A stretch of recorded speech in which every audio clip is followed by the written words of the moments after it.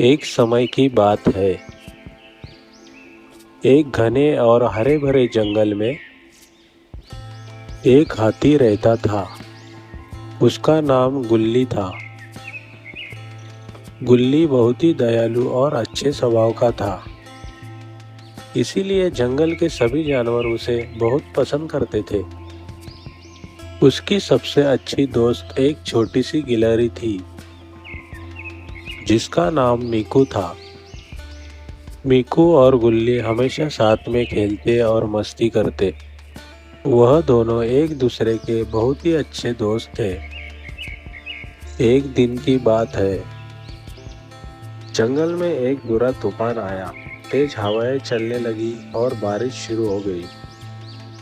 सभी जानवर डर के मारे अपनी अपनी जगहों पर छिपने लगे। उस तूफान से सभी जानवर घबरा जाते हैं। वहीं दूसरी तरफ बारिश में खड़ा होकर गुल्ली सोच रहा होता है। उसे अपने छोटे से दोस्त मीकू को ढूंढना चाहिए और उसे सुरक्षित जगह पर ले जाना चाहिए। फिर गुल्ली इधर उधर घूमते हुए मीकू को ढूंढने लगता है।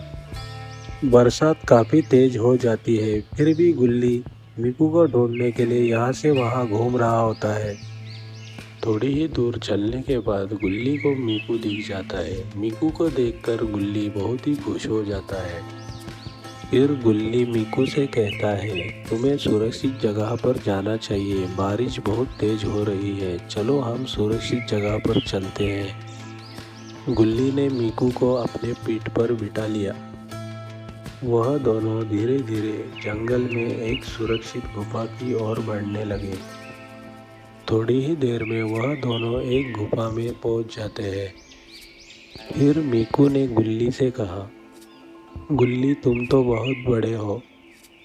गुल्ली तुम तो बहुत बड़े हो, तुम्हें तो मुझे ढूंढने में कोई परेशानी नहीं हुई, लेकिन मैं तुम्हारी मदद क्या कर सकता हूँ। गुल्ली मुस्कुराया और कहा, मीकू तुम छोटे हो लेकिन तुम मुझे हमेशा खुश रखते हो। तुम्हारी मदद और दोस्ती ही मेरे लिए सबसे बड़ी ताकत है। थोड़ी देर बाद बारिश रुक जाती है, तूफान थम जाता है।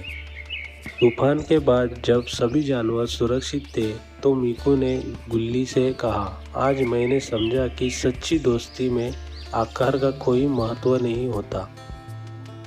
इस कहानी से हमने यह सीखा, सच्ची दोस्ती में आकार और ताकत नहीं बल्कि एक दूसरे की मदद और विश्वास मायने रखता है।